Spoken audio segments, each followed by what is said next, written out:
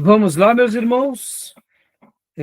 Estamos na nossa 7ª aula de Geografia Bíblica 2, é o último bloco. Estamos trabalhando sobre o Egito e agora vamos falar sobre os deuses e deusas. Tá bom? Júnior, leia para nós, por gentileza, por favor. Ok. Deuses e deusas, os egípcios antigos adoravam literalmente centenas de divindades, cada uma governando aspectos diferentes de sua vida espiritual. Não havia um deus-chefe, e vários cultos dominavam através dos tempos.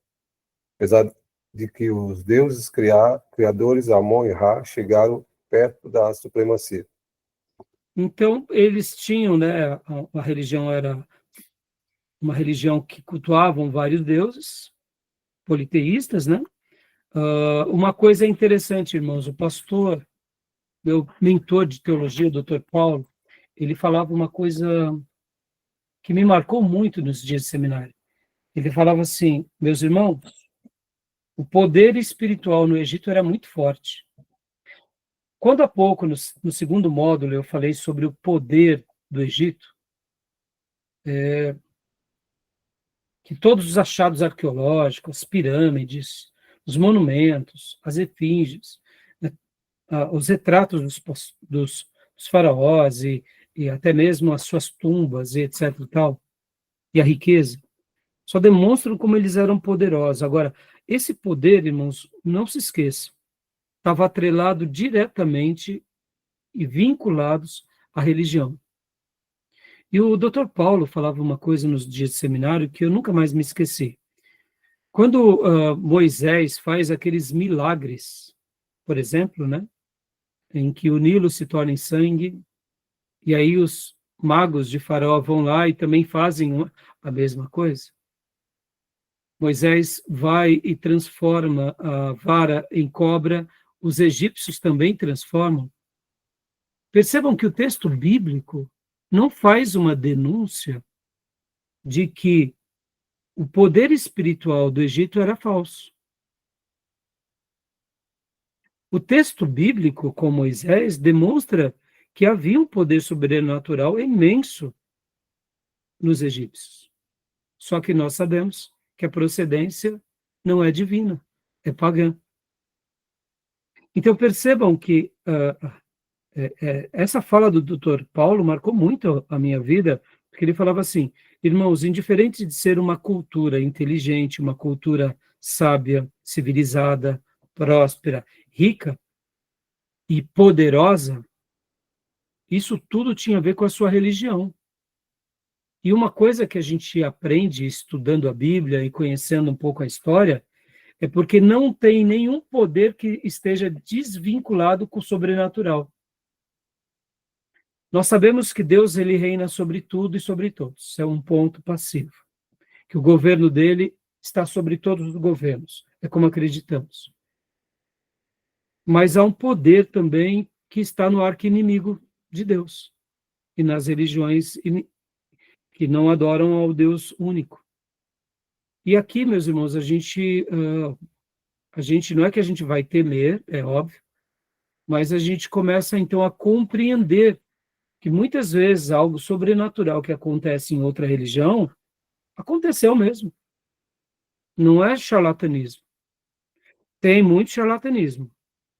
E vocês já ouviram falar. Como há muito charlatanismo até na igreja evangélica. Mas quando a gente vai acompanhar a história religiosa, a própria história bíblica, vocês podem ver que a Bíblia não faz nenhuma menção de que o poder sobrenatural do Egito não era um poder real. Era um poder.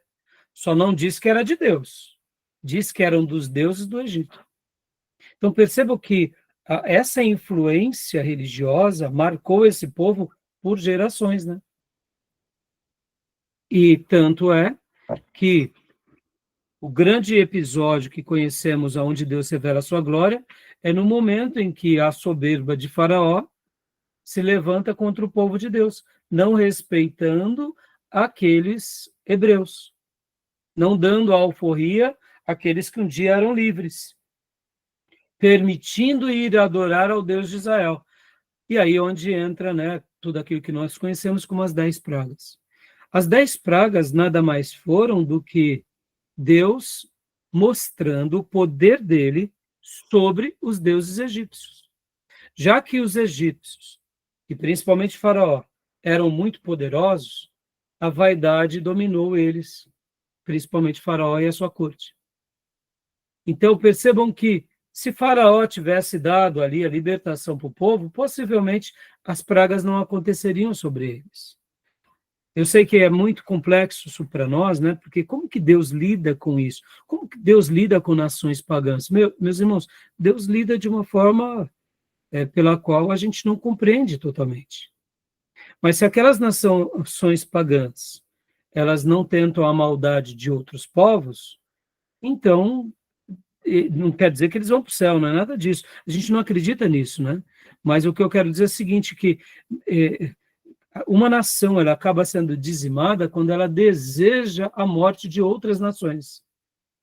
Ela deseja impor, talvez, os seus credos, talvez os seus hábitos e costumes sobre outros e tenta impor, inclusive, a fé deles, né? Na marra. Aí é onde entra um pleito de Deus, né? Então, as 10 pragas que o Senhor fez derramar sobre os deuses do Egito foram literalmente mostrando que ali não eram somente pragas, cada praga foi dirigida a um Deus. E vocês vão ver que o pastor Enéas Tonini, inclusive, ele vai trabalhar muito bem isso quando ele fala sobre a religião egípcia, né? Que ele comenta sobre que os egípcios eles eram politeístas, que eles tinham, né, vários deuses, tinham deuses da erudição, tinham deuses que eram os deuses para tudo. E os deuses egípcios lembram muito os deuses gregos, que tinham suas vontades, que tinham seus desejos, né? Então, assim, é bem interessante, né? Que quando a gente começa a aprender um pouco mais sobre isso, a gente entende melhor essa situação, tá bom? Então, irmã Elisângela, tenha bondade, né? Já leu para nós ou não? Vai ler, né? Já, mas eu leio de novo. Não, você já leu? Não, Joia. essa daqui já foi lida. Já. Eu pedi para ler, eu não lembro se a irmã já tinha lido, né? Já leu. Já leu. Ótimo. Então, vamos lá. Vamos para o próximo, né?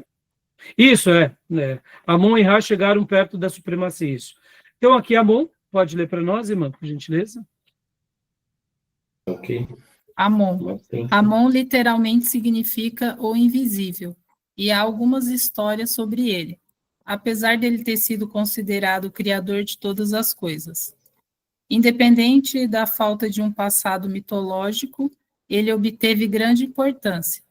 Durante o Reino do Meio, um centro de culto a Amon cresceu em Tebas, moderno Luxor, onde era associado com o deus do sol, Ra, e adorado como Amon-Ra. Mais tarde, ele foi o favorito da família real. E na 18ª dinastia, ele superou todos os deuses. Durante esta época, um templo magnífico foi construído para ele, em Karnak, que ainda está de pé nos dias de hoje. Isso. Então, a gente vê aqui, ó, que foi aquelas fotos que nós vimos há pouco. Deixa eu ver aqui. Já eu abro aqui para vocês esses lugares, tá bom? Então, vamos continuar aqui para a gente correr. Pode continuar lendo para nós, irmã. Próximo slide. Ra tinha várias formas durante o dia. Ele era um deus vivo de dia e morto à noite. Ele nascia de manhã como uma pequena criança, se transformava em homem no meio do dia, e era um velho ao pôr do sol, para então renascer na manhã seguinte. Durante este tempo, ele navegava pelo paraíso em um barco chamado Barca de Milhões de Anos. Dessa forma, os egípcios explicavam o movimento do sol no céu. O culto de Ra ao sol era baseado em Heliópolis. Acredita-se que ele tenha sido o pai dos reis e de todos os deuses importantes. Olha só, aqui como eu tinha mencionado para vocês, aqui só para a gente ver lá o de Amon, né? O Karnak, só para mostrar rapidamente para vocês. Olha só que interessante, irmãos. Aqui, Karnak. Compartilhar. É esse lugar.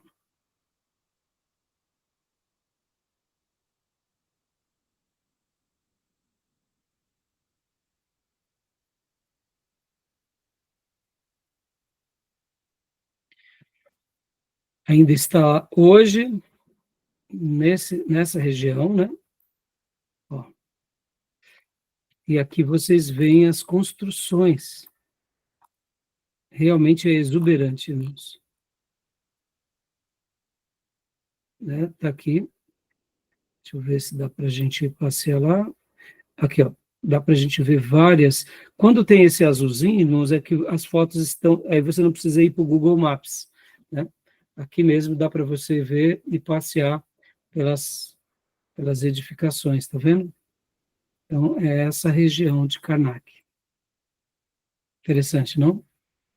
Agora, pegando aqui pelo Google Maps, a gente consegue fazer um passeio um pouquinho mais rápido. Deixa eu abrir aqui pelo Google Maps.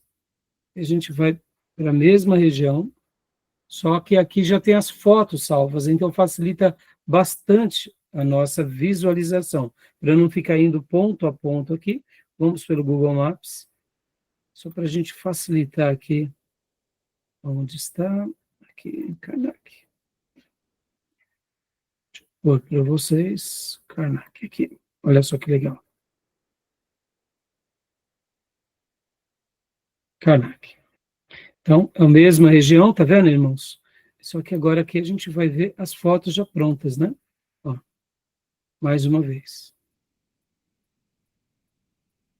Não vamos ver os vídeos, né? Isso é surpreendente, né, irmãos?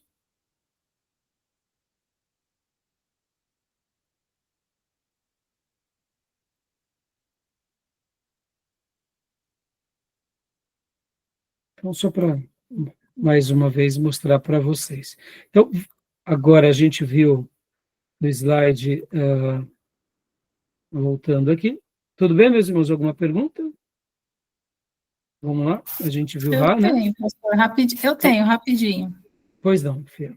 Essas edificações, né? Foi tudo manual, né? Braçal, né? Então, irmão, é isso que nos admira da tecnologia deles de arquitetura. E muitas dessas pedras, algumas é da própria região e algumas outras não tem nessa região. Por isso que os místicos vão falar que foram os ETs que construíram, porque é onde já se viu uma tecnologia, construir uma pirâmide, e porque dentro das pirâmides, só para você ter uma ideia, irmã, como a gente aprende, né, nos documentários, havia caminhos secretos, literalmente, para que ninguém entrasse, se entrasse morria, sabe? Então, como chegaram a fazer algo tão engenhoso? Para nós que acreditamos, né, que o ser humano sempre foi inteligente, e que os egípcios aprenderam com os sumérios, ou melhor, os mesopotâmios, e eles, né, podem ver que a Mesopotâmia a gente viu muita coisa interessante que foi apagada pelo tempo. Agora a gente está no Egito. Então dá para ver que aquela questão da transmissão do conhecimento, né, irmão? Pode ver. O ser humano, ele se potencializa, né? É um passando para o outro. Então, essa tecnologia, ela era admirável. A quantidade de pessoas trabalhando, e lembra que nós, quando falávamos sobre o Nilo, em uma das aulas, nós mencionávamos que tinha o período das cheias, período da plantação e período da colheita. Então, nas cheias, o que eles faziam? Eles iam para as construções. Eles iam para as construções. Por isso que, claro, precisava de muita gente, precisava, mas o povo egípcio, de uma forma geral, ele era muito bem recompensado, né? eles tinham muitas regalias, tinham fartura, né? Principalmente aqueles que estavam entre os principais, né? Aqueles que sabiam ler e escrever. Aqueles que sabiam ler e escrever, eles faziam parte de uma aristocracia. Mas todo o povo desfrutava dessas tecnologias, desfrutava desse desenvolvimento, desfrutava dessas conquistas. Agora, olha só, o ser humano é o ser humano em qualquer cultura, né? Então, percebam que quando, mesmo depois do Império Unido, ainda tinham as suas brigas internas, os seus poderes. A gente viu há pouco que Akhenaton, ele tenta reformular a religião, porque ele quis tirar o poder de quem? Dos sacerdotes. E os próprios sacerdotes que ele tirou o poder aniquilaram a sua história. Interessante, né? Então, em momentos de brigas internas, eles ficavam mais frágeis. Por isso também que, segundo alguns historiadores, os Hicsos conseguiram não só adentrar, mas conseguiram vencer os faraós. E por isso que se tornaram um período de 100 anos de governo no Egito, ou seja, estrangeiros governando os egípcios.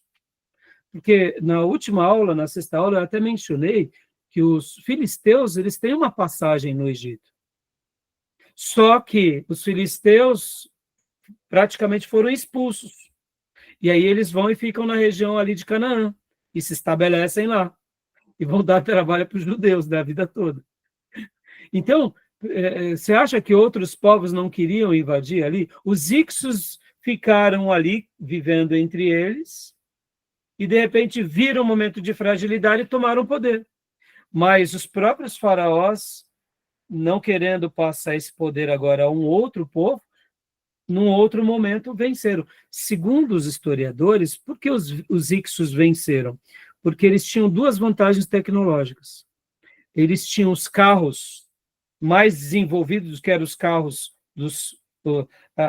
aqueles carros com cavalos, né? E os arcos dos Hicsos eram arcos duplos, mais fortes, mais... Então, na batalha, quem tinha uma espada de ferro e uma espada de aço, não tinha... É uma tecnologia que estava muito na frente do outro, né?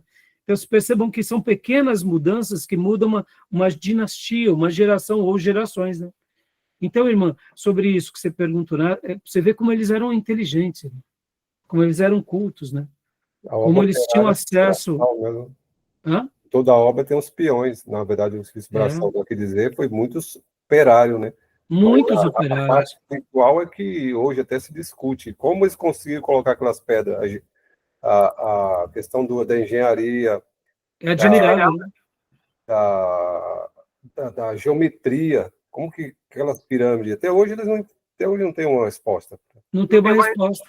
Por isso, Júlio, que a gente fica, e aqui, é claro, a gente não pode atribuir também, né, de uma forma desmedida, que era um poder de Satanás e tal, não. Porque a gente vê que eles eram inteligentes, que a gente... Olha o embalsamamento. Olha o embalsamamento. Hoje acabou. Um homem de 6.000 anos. Entendeu? Coisa absurda. Hoje, irmãos, nós não sabemos embalsamar como eles... Não temos essa tecnologia. Só para vocês terem uma ideia, quando vocês forem estudar história eclesiástica, principalmente história eclesiástica 2, que a gente vai falar sobre ali o período da Idade Média, havia ali em Constantinopla, nos cristãos de Constantinopla, uma arma que eles usavam, que eram barcos com fogo. Lembra, Júnior, que nós aprendemos isso? Uhum. Uma tecnologia que foi desenvolvida na época lá, não lembro agora exatamente o século, em que, quando vinham os barcos inimigos, os barcos de Constantinopla, ou seja, do Império Bizantino, eles eram atracados na praia e eles soltavam um fogo que queimava os barqueiros e queimava na água. E era uma tecnologia tão secreta que depois também se perdeu e ninguém tem... Até hoje não se tem isso. E Troia e Esparta também. Né? Contra Esparta, eles tinham uma técnica lá de acertar o inimigo de longe. Os povos, inteligência no seu tempo, né? E com isso, Elisângela, que a gente vê que o ser humano sempre foi inteligente. Sabe essa ideia que a gente evoluiu Sim, a gente evolui em tecnologia, a gente evolui em outras coisas, mas se o ser humano não tivesse o pecado dentro deles, pelo amor de Deus, a gente teria muito mais lá na frente, né? Pode ver, aqui o Egito é um exemplo de uma civilização que deu certo, mas, ao mesmo tempo, outras civilizações que quiseram dominá-lo, né? Pode ver hoje o que o mundo vive, né, irmãos, com relação à tecnologia. Você acha que os Estados Unidos vai passar tecnologia para a China ou para a Rússia? Nunca. Porque é um querendo dominar o outro, né? Verdade. Você vê, nós, seres humanos caídos, somos muito egoístas, né? Vamos lá, vamos aplicar aqui com a igreja. Muitas vezes uma igreja está prosperando, a que está prosperando quer acabar com as outras. Até entre a irmandade, não deveria ser assim, né? Por isso que o evangelho raiz em nós, ele muda a nossa vida toda, né? Então, assim, é admirável, irmão. A gente não tem uma resposta para tudo, como o Júnior disse, né? Nem os especialistas. Não, mas é porque são obras tão grandiosas e, olhando assim, é muito detalhe, perfeito, praticamente, né? A sétima, oitava maravilha, né? Faz parte, né? As pirâmides. Né? Até hoje, né, irmãos? Até hoje. Meus irmãos, olha, eu queria ter terminado os assuntos sobre o Egito, né? Infelizmente não consegui. Vamos trabalhar mais o Egito ainda na oitava aula e vamos depois para a nona aula trabalhar sobre, né, a última parte do livro, tá bom? Então vamos ficar aqui, tá bom? Tem um livro específico que eu comprei, lembra que eu te dei aqui lá, Os Gregos? Do grego, tá aqui. Isaac Asimov, ele é especialista em grego e Egito. Olha, poxa, que legal. E trata dos egípcios também. Ele é especialista. Isaac Asimov. Para nós aqui no seminário, obrigado, viu, Júnior? Que você puder contribuir aqui conosco, é muito bem-vindo, né? Para nós, como eu mencionei para vocês, irmãos, esses assuntos servem para nós como informações importantes. Está aí, né? É história universal, é arqueologia universal, mas é também para nos deixar um pouquinho mais humilde, né? Para a gente ver o quanto a gente tem que crescer, evoluir, progredir.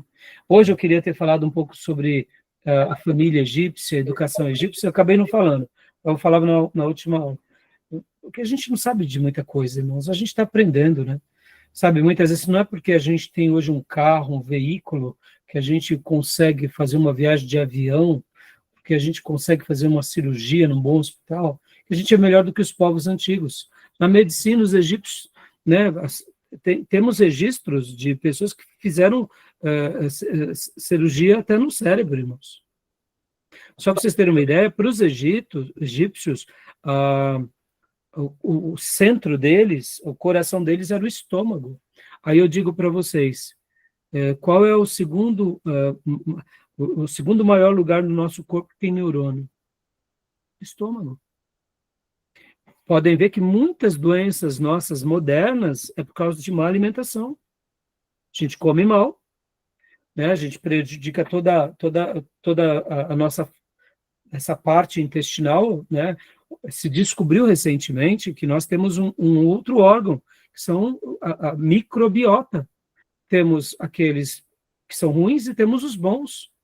Comidas industrializadas matam, remédios sem o devido cuidado matam essa microbiota, que altera essa questão da nossa estrutura, e muitas pessoas estão doentes, inclusive com depressão, porque se alimentam mal. Ou seja, no dia que jogar fora o refrigerante, jogar fora o industrializado e comer direito, a saúde volta. Percebam, a gente está tendo uma mudança agora, né? 100 anos depois dessa industrialização, hoje o comer bem, né? Ter atividade física, tomar sol, tudo aquilo que foi desprezado nas últimas décadas. E os egípcios, o que eles faziam? Comiam bem, né? Estudo. Percebam, a gente tem que aprender, né, com a história, né, irmãos? Tá bom? Beleza, meus irmãos. Tá bom? Tinha muito mais coisa para falar, mas não deu tempo, então a gente vai falar por último, tá bom? Peguem firme aí nos vídeos, né? Se a gente se confundir algum tema aqui, nos desculpem, né? Como vocês sabem, não sou especialista do assunto, então tem hora que até nisso a gente acaba se equivocando, tá? Beleza? Alguma pergunta? Não? Podemos encerrar, então? Então, Deus abençoe, meus irmãos. Querendo Deus, nos vemos na quinta-feira, na nossa 8ª aula, querendo o Senhor. E amanhã, encontro os meus irmãos na igreja. Nosso culto de oração. Shalom. Shalom. Deus paz, pessoal. Amém. Deus Boa abençoe. noite. Graças a Deus, boa Graças a noite. Deus. Boa noite, bom descanso. Tchau, tchau.